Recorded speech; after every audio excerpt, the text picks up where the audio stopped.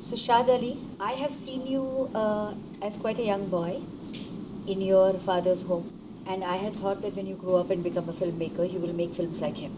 But you chose to make different kind of films. Sorry to disappoint you.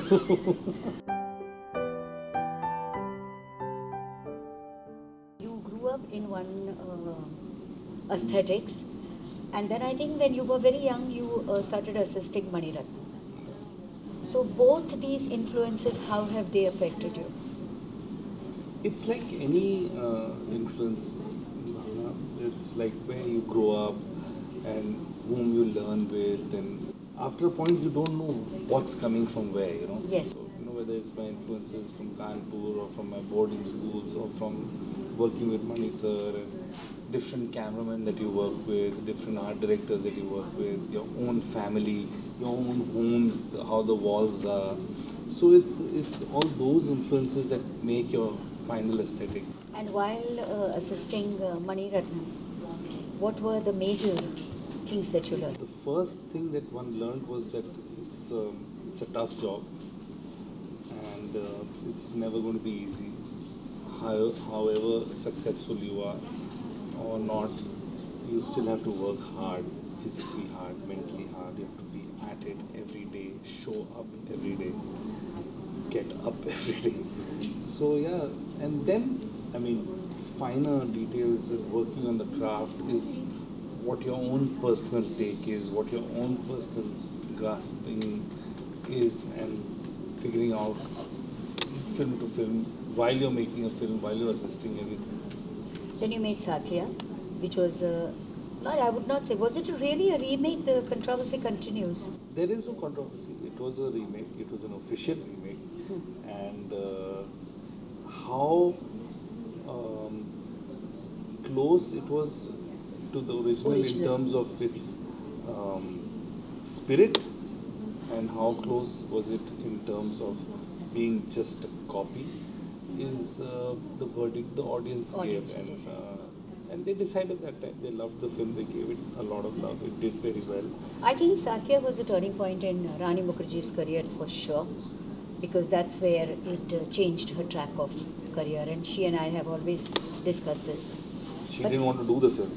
I know, she told me that Yash called her up and told her that you must do it, and she said no, and then Yash forced her to do it. Yeah. And after that she fell in love with you, meaning as a filmmaker. Yeah. And she was always championing for you. Still is. Still is. Yeah. Satya also brought another major influence in your life, which is Yash Chopra.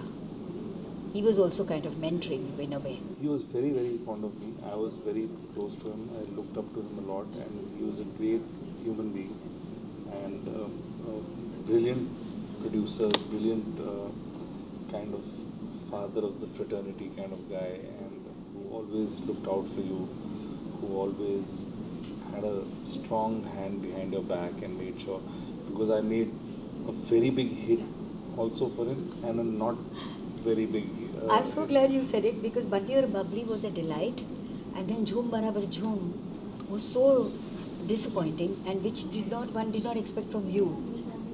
What happened? You don't plan these things. Yes. That, you don't plan a Bunty or Bubbly, and you don't plan a Jhoom Barabar Jhoom in terms of his box office output. So there was no plan to do this, but it was something that we had thought and set out to go and committed ourselves to, that we will make a wacky musical, and we knew this from the very beginning that this is going to go north or south. So it was not something that we got कि यार क्या गड़बड़ हो गई मेरी, वो या तो पूरी चीज़ ही गड़बड़ होने वाली थी या पूरी चीज़ कमाल की होने वाली थी, and we took it on the chin, and both Yash ji and Hadi were strong behind me and gave me 6-7 years to come back with another film, without questioning me even one day, why am I not at it. So after Jhoom Barabar Jhoom, you did some good, some bad, some hits, some flops, and now finally you are ready with Soorma. How did this project come about? This project came about with Chitrangada and me discussing some other project to do, and she had just left this one booklet of this project lying with me, which I had not even seen or opened because she didn't push me to, and I didn't feel the need to because we were working on something else already. Because I've known Chitrangada for a very long time, since the time she came into films, and we've kept in touch on and off, and we've just been in touch. And then suddenly she told me, you read that booklet that I gave you? I said, yeah, I've read it. And she said, I'm coming now to discuss it. This looks like it's going to be happening. And I had not opened that book. So I got up in the morning and just went through it. And I just opened it. And when I started reading it, I couldn't put it down. It was Sandeep Singh's handwritten essay of his entire life in that booklet. And I just said, my God, what are we doing? We don't even know about this guy's story. And he's captained India in hockey and had this massive incident in his life, and Chitrangada also didn't tell me what it is and just left it hanging, and we were working on some other script. I said we should have been working on this from the beginning. And then who wrote it? How did you write it? How involved do you get in the script? This script, when I went and narrated to Gulzar Saab for the first time, which was not a script, when I went and told him and Shankar, they were my first collaborators. When I went and told them the story, Gulzar Saab suggested to me, be as close to writing it as you can be. I called Sandeep over. I spent a hell of a lot of time with Sandeep recording him, just him talking to the camera for various things. Just hours and hours and hours of footage. Really? Yeah. Then I called his brother. He chatted a lot. He's very chatty anyway. And then I went with Suyash. We went and parked ourselves in Shahbag, which is their hometown. Okay. Spent time with the parents and all the people who've been in his life were there. And then we drove around. We went to Delhi, saw where he played, and all Chandigarh and Patiala, all his institutes. And how long all this process took? About The a year? entire process took about 6-7 months. Okay. In the interim, we were also casting because we were getting more and more sure that we are doing this film. Okay. तो hockey सबको सिखाने में बहुत समय गया? 1-1.5 महीना गया था बिकॉज हमने उतनी हॉकी सिखाई जितनी फिल्म में ज़रूरत है बिकॉज हमको उन्हें इंडिया टीम के लिए नहीं ट्रेन करना था so we just taught them enough to be able to pull off the film. So it's a very interesting project because on one hand it's about this guy, the hockey player, and you have 3 women, Tapsi the heroine, and 2 women as producers. So it's the first time you're dealing with a woman producer. It was in fact for the better, I feel, because they somehow tend to kind of keep things a little more in order. Yes. And save cost. Safe cost की जिम्मेदारी मैं अपने ऊपर भी लूँगा because I kind of which Sneha very considerately agreed that I executive produced the film because it was important that the film was made in a certain time frame and a certain budget because that was my commitment to Sony. We will finish this film. And it has ownership also.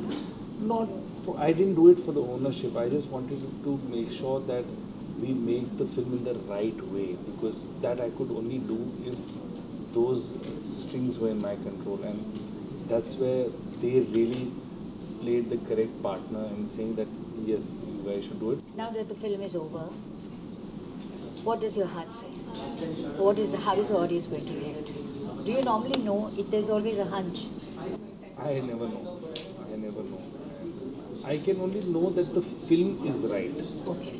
I knew when the films were a little off. Okay. When they didn't do well. Now I know the film is right. I hope it does well. And that's all I know because that's my job and that's what I do. Okay, the last thing. What should the audience expect from it? There are many messages in it, Bhavana, because there's a message of a guy who really defies and denies his destiny and says no to death and comes back. There is a guy who has such a strong family, which is very Indian in its nature, that a family can stick it out with you. And so they really, I think, relate to that. And I think young kids who sometimes could run away from even a small problem, will stop doing that. They'll think that it's because the film deals with a kid becoming a boy and a boy becoming a man. So I think that journey, even a child can relate to. The in between, The pathos. yeah, the in between boy can relate to, and the man, and the whole periphery around him. So great. I wish you all the luck. Thank you.